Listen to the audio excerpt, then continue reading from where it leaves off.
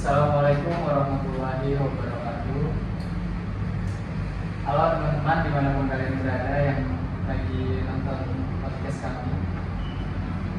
Yang mana hari ini podcast kami berjudul ataupun juga bertemakan terkait dengan pemilih cerdas. Nah, jadi pada kesempatan kali ini saya Bima Arya selaku host daripada podcast ini ditemani oleh dua teman yang sangat keren-keren banget nih. Ada Mbak Alivia Zafira dan juga ada Mas Muhammad Rizky Firdaus. Nah, jadi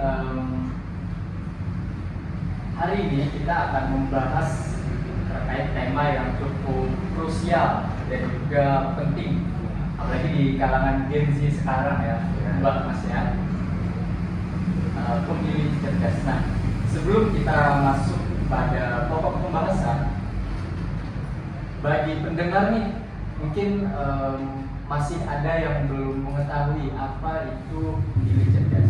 Nah, pemilih cerdas di sini yang dimaksud adalah mereka yang menggunakan hak pilihnya dengan sadar, kritis, dan juga bertanggung jawab tentunya.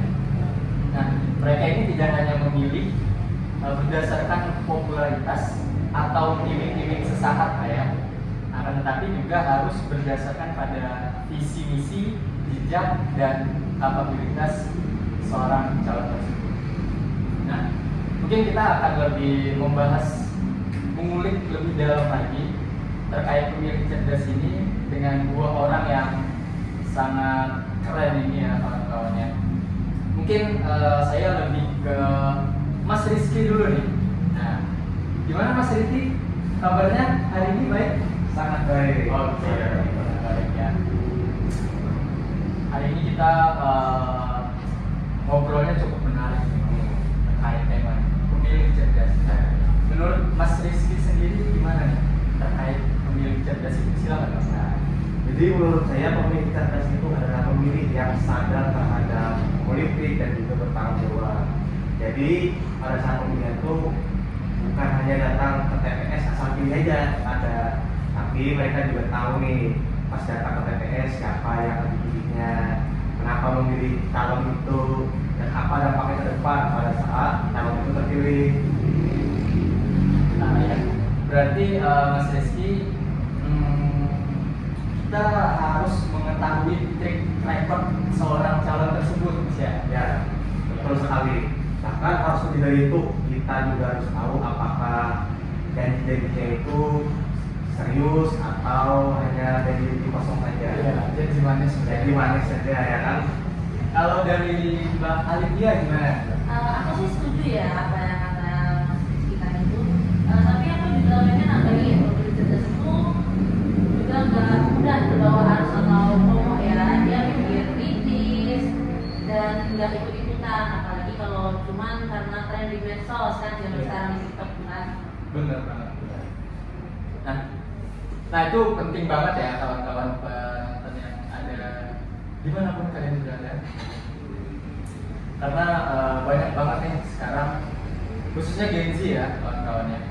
Gen Z ini sering memilih dengan alasan yang sepele, alasan yang apa ya? FOMO lah bahasa sekarang tuh FOMO. Karena temennya pilih satu calon ini, terus yang lainnya ikut-ikutan. Oh aku juga ikut ini gitu kan ya.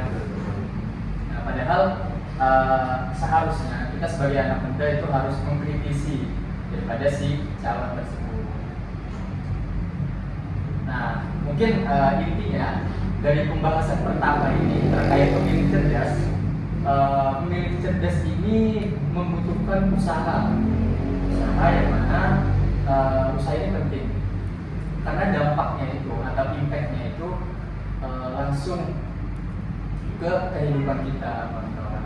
Nah, baik kita lanjut ke pembahasan yang kedua, itu terkait dengan tantangan jadi pemilih cerdas di era digital.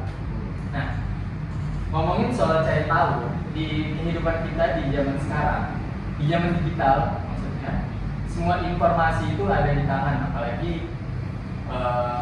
TikTok, Instagram itu semakin merajalela ya. Nah, di balik itu semua banyak kadang-kadang hoax ataupun informasi yang tidak luput dari kesalahan. Bahkan memang netizen sekarang suka mengada-ngada nih, Mas, mengada-ngada terus faktanya itu diputarbalikkan dan lain sebagainya. Nah, menurut Mbak dan Masnya nih, gimana sih cara kita untuk tetap waras dan cerdas di tengah banjir informasi yang banyak hoax lah?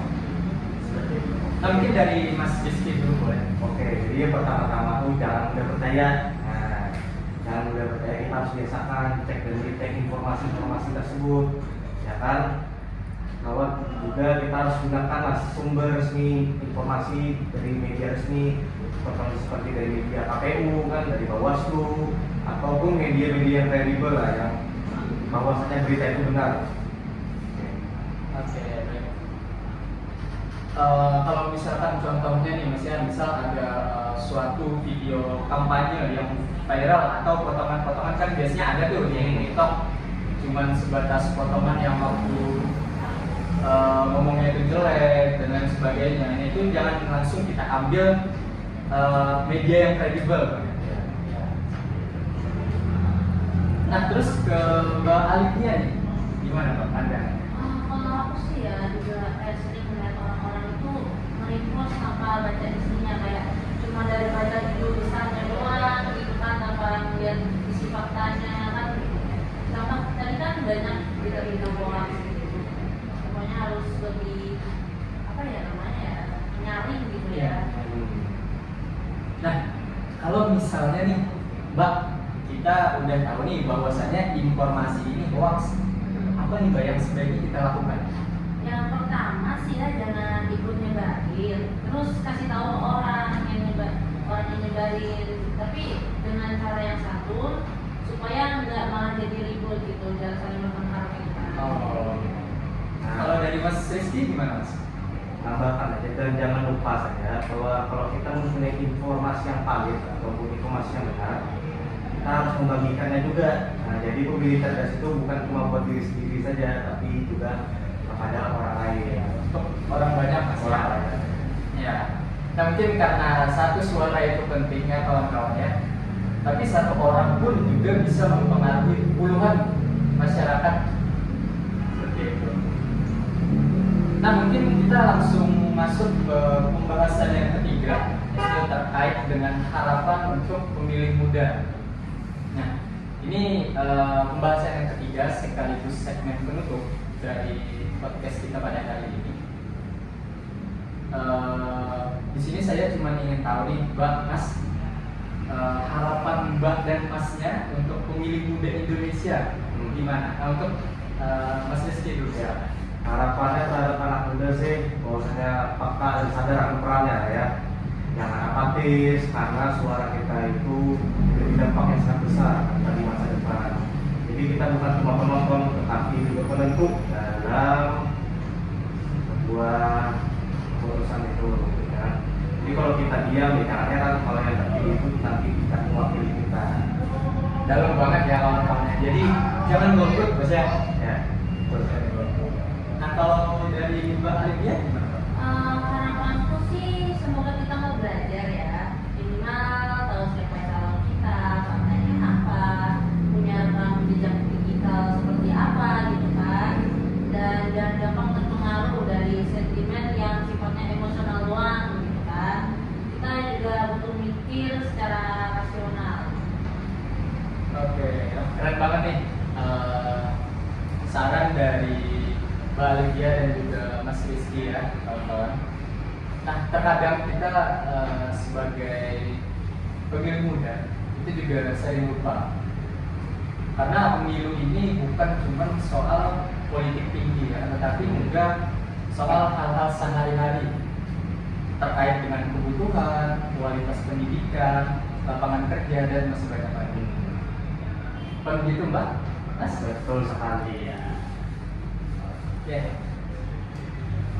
Baik, itu tadi sesi penutup dari podcast kami. Terima kasih banget nih buat Mbak Alipia dan juga Mas Rizky Firdaus sudah meluangkan waktunya untuk berbagi informasi, mengulik lebih dalam lagi terkait dengan apa itu pemilih cerdas. Nah, dan juga buat kawan-kawan dimanapun kalian berada, ingat, pemilih cerdas itu bukan pilihan, tapi tanggung jawab. Nah, kita harus mencari tahu dulu, kita harus mengkritisi dulu, kita harus bertanggung jawab atas apa yang kita pilih, dan juga tentunya tidak memandang secara popularitas dari si calon tersebut, akan tetapi memandang dari kapabilitas si calon ini. Nah, mungkin sampai situ dulu podcast kita pada hari ini. Saya selaku host podcast Politik Demokrasi, Bima Arya, dan juga ditemani oleh Mbak Alipia Zafira dan ada dulu Mbak Mas Rizky Firdaus. Ini sangat keren ya kawan-kawannya. Nah, mungkin itu kami ucapkan mohon maaf jikalau ada kesalahan, baik itu disengaja maupun tidak disengaja, yang tidak berkenan di hati para penonton. Wabillahi taufiq wal hidayah. Assalamualaikum warahmatullahi wabarakatuh.